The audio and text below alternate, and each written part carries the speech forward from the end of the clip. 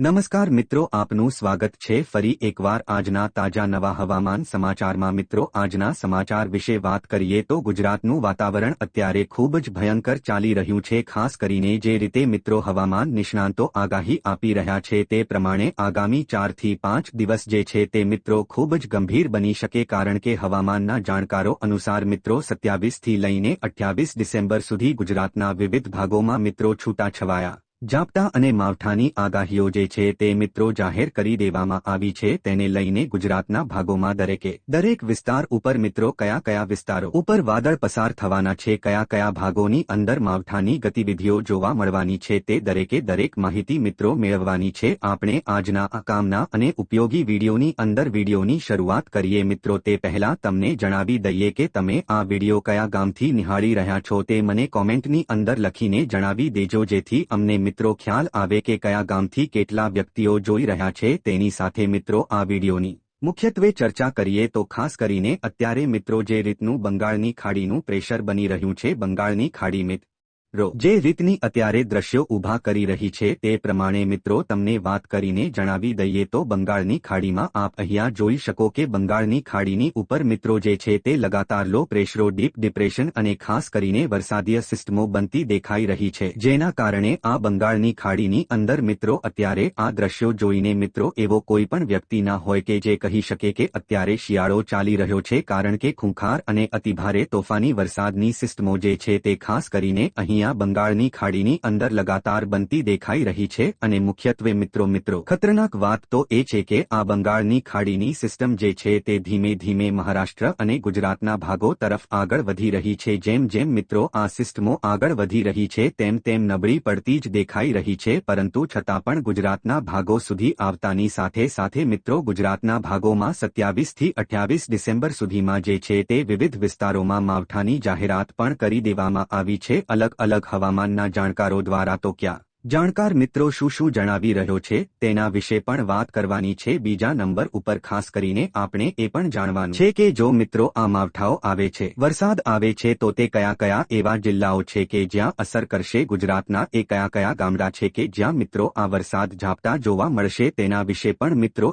એક ગામનું નામ લઈને આપણે જાણવાનું છે આ કામના અને ઉપયોગી વિડીયોની અંદર। તો મિત્રો વિડીયોની અંદર ક્રમશઃ આપણે એક પછી એક વાત કરીશું। સૌથી પહેલા તો અત્યારે ગુજરાતનું હાલનું હવામાન શું છે તે જાણીશું। બીજા નંબર ઉપર મિત્રો માવઠા આવશે 27-28 તારીખ આસપાસ, તો કયા કયા ભાગોમાં આવશે તેની વાત કરીશું। અને છેલ્લે હું તમને જણાવી આપીશ કે અત્યારે જે રીતનું હવામાન ચાલી રહ્યું છે તો હવે 2025ની સાલ જે છે તે થોડાક દિવસમાં આવવાની છે, તો આ 2025માં પણ શું મિત્રો આજ વરસાદ ઝાપટા શરૂ રહેશે કે નહીં, કોઈ નવું વાવાઝોડું આવી રહ્યો છે કે નહીં, આ દરેક માહિતી મિત્રો એક પછી એક આપણે જાણવાની છે। પરંતુ શરૂઆત કરીએ હવે ટાઈમ બગાડ્યા વગર પહેલા મુદ્દા વિશે કે અત્યારે ગુજરાતનું હવામાન કેવું દેખાઈ રહ્યું છે। તો મિત્રો અહીંયા મિત્રો સેટેલાઇટ ના માધ્યમથી અહીંયા તમે જોઈ શકો છો કે ગુજરાત ઉપર અત્યારે હાલમાં મોજૂદમાં કોઈ પણ મોટી વરસાદની સિસ્ટમ એક્ટિવેટ થયેલી નથી, પરંતુ મિત્રો તેનો મતલબ એવો નથી કે ગુજરાતનું વાતાવરણ એકદમ ક્રિસ્ટલ ક્લિયર હોય, કારણ કે મોટા મોટા કાળા દિબાંગ વાદળો જે છે તે ગુજરાત ઉપરથી લગાતાર પસાર થઈ રહ્યા છે। અને બીજા નંબર ઉપર મિત્રો ઉત્તરીય ભારતના જે વિસ્તારો છે, હિમાલયના વિસ્તારો, ત્યાંથી મિત્રો જે છે તે આ રીતના નીચે તરફ વેસ્ટર્ન ડિસ્ટર્બન્સો પસાર થઈ રહ્યા છે અને વચ્ચે અહીંયા આપણું ગુજરાત આવેલું છે, તો ગુજરાત ઉપરથી પણ આ વેસ્ટર્ન ડિસ્ટર્બન્સો આ રીતના પસાર થઈ રહ્યા છે, જેની અસર ગુજરાતના વાતાવરણ ઉપર દેખાઈ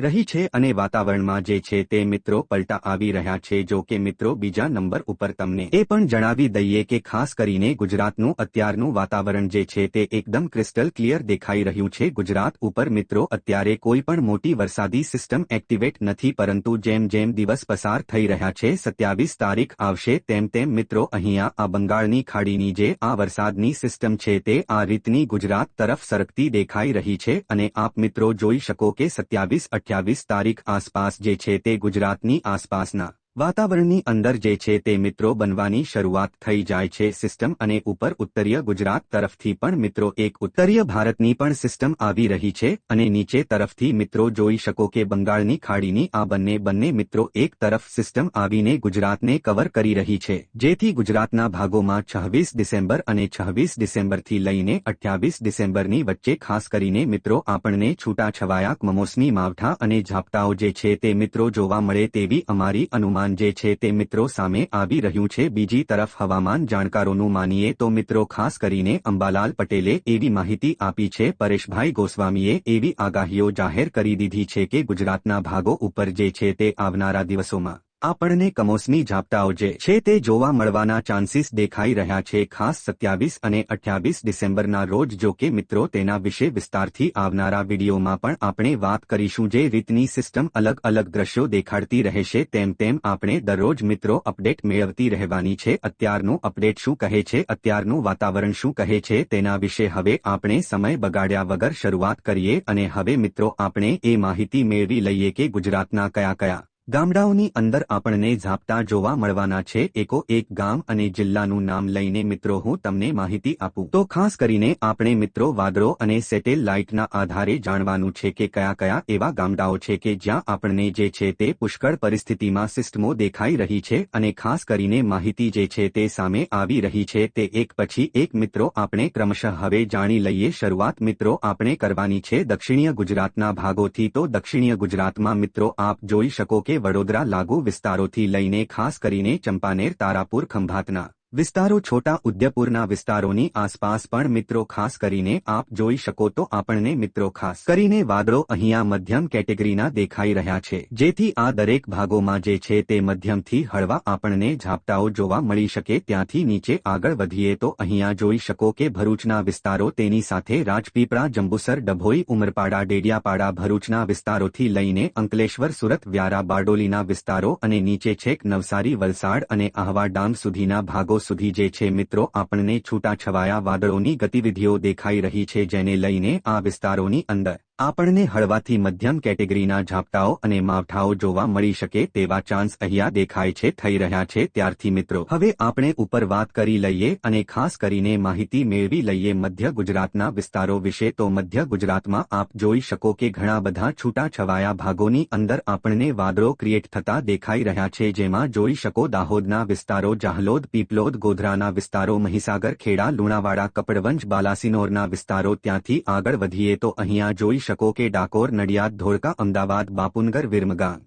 નળસરોવર અને ગાંધીનગર આસપાસના વિસ્તારો સુધી જશે તો મિત્રો ખાસ કરીને મધ્ય ગુજરાતના ભાગોમાં આપણને મધ્યમ કેટેગરીના વાદળો દેખાઈ રહ્યા છે જેને લઈને આગામી 2 થી 3 દિવસોની અંદર જે છે તે છૂટાછવાયા વિસ્તારોમાં આપણને આ દરેક વિસ્તારોમાં ઝાપટાઓ જોવા મળી શકે છે ત્યારથી મિત્રો હવે આપણે આગળ વધીએ અને સૌરાષ્ટ્રની માહિતી મેળવીએ કે સૌરાષ્ટ્રના કયા એ ભાગો છે કે જ્યાં આપણને ઝાપટા અથવા માવઠા જોવા મળી શકે તો ભાવનગર જિલ્લાથી શરૂઆત કરીએ ભાવનગર જિલ્લાની અંદર મિત્રો જોઈ શકો કે ખાસ સિહોર ભાવનગર વલભીપુર તેની સાથે પાલીતાણા તળાજા અને જેસર પંથક આસપાસના વિસ્તારોમાં આપણને છૂટાછવાયા કમોસમી ઝાપટા જોવા મળે તેના ચાન્સ દેખાઈ રહ્યા છે ત્યાંથી ઉપર બોટાદ જિલ્લામાં પણ જોઈ લઈએ તો જોઈ શકો કે ગઢડાના વિસ્તારો ત્યાંથી બોટાદ બરવાળા ધંધુકા રાણપુર ધોળાની બોર્ડર લાગુના વિસ્તારો સુધી જે છે તે બોટાદ જિલ્લામાં આપણને છૂટાછવાયા ઝાપટાઓ જે છે તે મિત્રો અહીંયા દેખાતા જોવા મળી રહ્યા છે ત્યાંથી નીચે હવે મિત્રો ગીર સોમનાથ જિલ્લાની વાત કરવાની છે તો જોઈ શકો કે ગીર સોમનાથ જિલ્લામાં પણ રાજુલા બોર્ડરથી લઈને મહુવા બોર્ડર તુલસીશામ અને વેરાવળ સુધીના ભાગો સુધી જે છે તે સિસ્ટમ વિસ્તરાયેલી હોય તેવું દેખાઈ રહ્યું છે તેની સાથે મિત્રો હવે સૌરાષ્ટ્રના અન્ય ભાગો વિશે વાત કરીએ રાજકોટ વિશે માહિતી મેળવીએ તો જોઈ શકો મિત્રો રાજકોટની અંદર સરદારના વિસ્તારો વિરહિયા શાપર વેરાવળ ગોંડલ તેની સાથે ધોરાજી જેતપુર અને ઉપલેટા બાજુના ભાગો છે તો મિત્રો રાજકોટના આ દરેકે દરેક ભાગોમાં મધ્યમથી હળવા ઝાપટા બની શકે કારણ કે આ વિસ્તારોમાં પણ સારા લેવલના વાદળો દેખાઈ રહ્યા છે ત્યારબાદ જૂનાગઢ જિલ્લાની વાત કરીએ તો જોઈ શકો જૂનાગઢ જિલ્લામાં તાલુકામાં વિસાવદરથી લઈને બિલખાસ જૂનાગઢના સાસણ ગીરના જંગલો તેની સાથે મુલિયાસા વંથાળી મેંદરડા અને જુનેજ લાગુના જે વિસ્તારો છે તો આટલા મિત્રો જે તાલુકાઓ જૂનાગઢની રેન્જમાં આવે છે આ તાલુકાઓની અંદર પણ મિત્રો વાદળોની સારી ગતિવિધિ દેખાઈ રહી છે મધ્યમ કેટેગરીના વાદળો દેખાઈ રહ્યા છે જેથી આ વિસ્તારોમાં પણ આપણને ઝાપટાઓ જોવા મળી શકે તેના ચાન્સ દેખાઈ રહ્યા છે જો કે મિત્રો અમરેલી જિલ્લાની વાત કરીએ તો અમરેલી જિલ્લામાં જે પૂર્વીય તાલુકાઓ છે ત્યાં જ મિત્રો ઝાપટાઓની આગાહી છે બાકી જે પશ્ચિમીય તાલુકાઓ છે જેમ કે બગસરા વિસાવદર ધારી કુંકાવાવ આ કોઈ પણ જે તાલુકાઓમાં મિત્રો અત્યારે મોટા વાદળો નથી જે આ કોઈ પણ તાલુકામાં ઝાપટા આવી શકે નહીં પરંતુ જે જમણી બાજુ રહેલા વિસ્તારો છે જેમ કે બાબરાથી લઈને નીચે લાઠી ત્યાંથી પણ નીચે મિત્રો આવીએ તો વાઘાણિયા ગારિયાધારની બોર્ડરના વિસ્તારો તેની સાથે મિત્રો સાવરકુંડલા જીરા દુધાળાના વિસ્તારોથી લઈને ખાંભા આ દરેક મિત્રો જે પૂર્વીય જિલ્લાઓ છે અમરેલી જિલ્લાના પૂર્વીય તાલુકાઓ ત્યાં મિત્રો જે છે તે મધ્યમથી હળવા આપણને ઝાપટાઓ પણ જોવા મળી શકે બાકી મિત્રો સૌરાષ્ટ્રના અન્ય કોઈ પણ જિલ્લાઓમાં મોટા વરસાદની આગાહી નથી અને ઉત્તરીય ગુજરાતની વાત કરીએ તો જોઈ શકો કે ઉત્તરીય ગુજરાતના જે મોઢેરાના વિસ્તારો છે તેની સાથે મહેસાણા વડનગર સિદ્ધપુર પાટણના વિસ્તારો ત્યાંથી હિંમતનગર ઈડર ખેડબ્રહ્મા અંબાજી અને પાલનપુર આટલા વિસ્તારોમાં ઉત્તરીય ગુજરાતના ભાગોમાં પણ મધ્યમથી હળવા ઝાપટા જોવા મળી શકે તેની સિવાય થરાદ બાજુના ભાગોમાં પણ અમુક વિસ્તારોમાં છૂટાછાયા ઝાપટાની આગાહી છે કચ્છમાં મિત્રો અત્યારે કોઈ મોટા પ્રોપર વાદળો દેખાતા નથી જો કે આવનારા વિડીયોમાં આપણે જેમ જેમ નવી સિસ્ટમ નજીક આવતી જશે તેમ તેના વિશે ડેલી અપડેટ મેળવતા રહીશું અત્યારે મિત્રો જે રીતની અપડેટ દેખાઈ રહી છે તેના આધારે મેં તમને માહિતી જે છે તે આજની હવામાન વિશેની આપેલી છે તો આ વિડિયો તમને ઉપયોગી લાગ્યો કે નહીં કોમેન્ટની અંદર ચોક્કસ લખીને જણાવી દેજો વિડિયો પસંદ આવે તો મિત્રો તમારા મિત્રો સાથે વોટ્સએપ અને ફેસબુક ગ્રુપમાં શેર કરજો જેથી તમારા મિત્રોને પણ દરેક રોજની અપડેટ વરસાદની મળતી રહે સાથે જ મિત્રો આપણે આવતીકાલના વિડિયોની અંદર વધારે માહિતી મેળવવાની છે જેમાં આપણે જેમ આ વરસાદની સિસ્ટમ નજીક આવતી જશે તેમ મિત્રો તેના વિશે પ્રોપર માહિતી આપણને મળતી